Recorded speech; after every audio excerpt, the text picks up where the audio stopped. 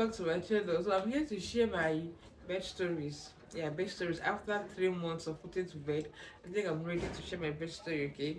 So I say bed stories because I have two babies. Okay.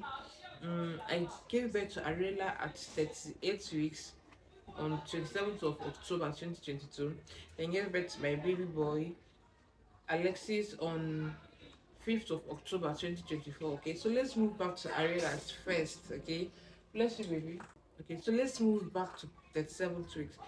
So I went to the hospital, of course, for my normal antenatal checkup, and while the doctors were checking on me, the doctor was like, "You know you're contracting." I was like, "Are you serious?"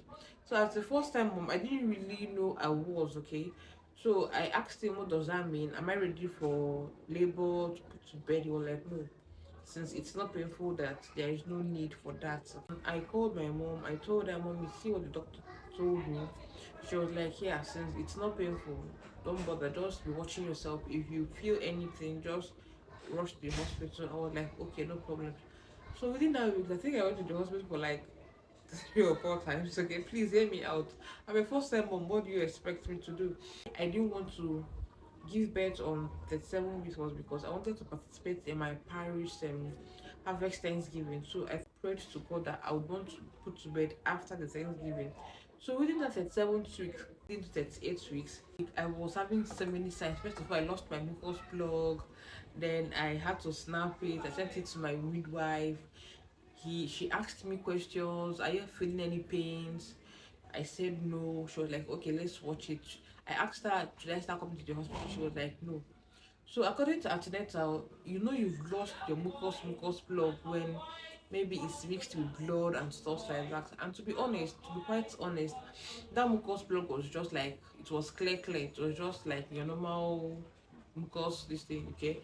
So she was like, no, let's just watch it. Okay. So that after that day, the next day, I went for a walk, for a very long walk, because I was really ready for the labor to start. So after the long walk, I came back home. I started dancing. After dancing, I went to take my bath, and I think I wiped again. Then I saw a mucus plug, but this time it was mixed with blood. Okay, so I sent it to my midwife. She asked me, "Are you still feeling any pain?" I was like, "No." She was like, "Okay, no problem." Then I think within that week, also again, I started feeling somehow. It wasn't really painful, but it was kind of mild. Okay, so I rushed to the hospital. I took my hospital bag, everything. When I got to the hospital, I was checked. Okay, you don't want to know how I was checked. Okay, let me tell you guys how I was checked. So the doctor had to insert his hands to check if I was dilating. Okay, so after checking and I wasn't, you can go home. You're not yet ready. Then when I go back home again, I didn't really do anything to induce labor because I was like, okay, I've lost my mucus plug. I'm having a mild pain. Any moment from now should be the time, okay? So I slept one day. I can't remember the day, if it was on a Saturday or so, but I know I slept. I woke up and I noticed like few drops of like fluid on my bedspread, and I was like, okay. I know I didn't pee on myself, but what was this? And I was feeling kinda. I was not just feeling my normal self. I wasn't just feeling myself. You get so after I was like, I think it's time. I just need to start going to the hospital. So I went to the hospital. I packed my no, I didn't pack my bag because I went alone this time. I felt I have really stressed my husband with the going and coming back. I think within that week we went like 2 weeks, 2 times or 3 times. So I was like, let me just go alone. If it's time, I will let you guys know. You guys start bringing my hospital bag, okay? So when I got to the hospital, they checked me. Then I wasn't really feeling any pain at that moment, at that time. But the doctor checked and was like, yes, you're 2 cm dilated. I'm not going home. Tell them to bring your hospital back. So I called my husband, I called my sisters. My sister was like, I'm not coming back home today. I think it's time, get my bag. So they got my bags and I started waiting for the labor.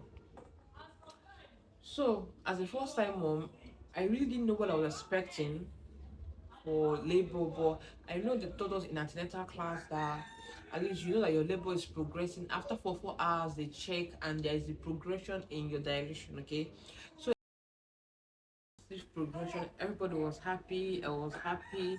Okay, then it was time for the main labor.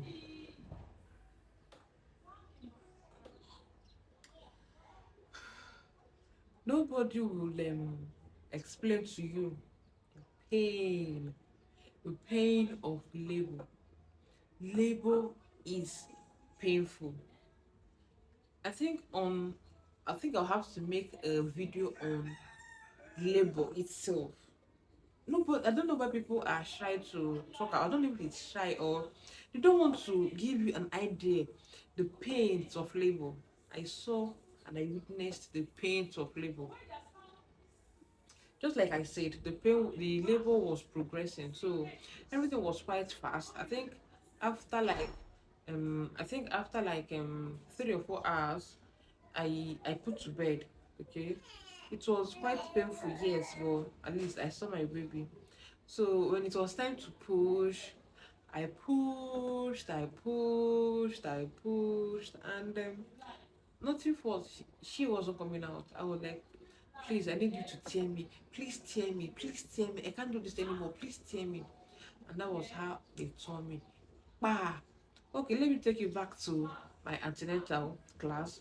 Of course, they always tell you, of course, they always tell us only push when you are asked to push, okay? Don't just push because you want to push ahead. The doctors will always tell you, okay, now push, okay? Because if you push when it's not yet time for you to push, you might give yourself a very big, massive tear.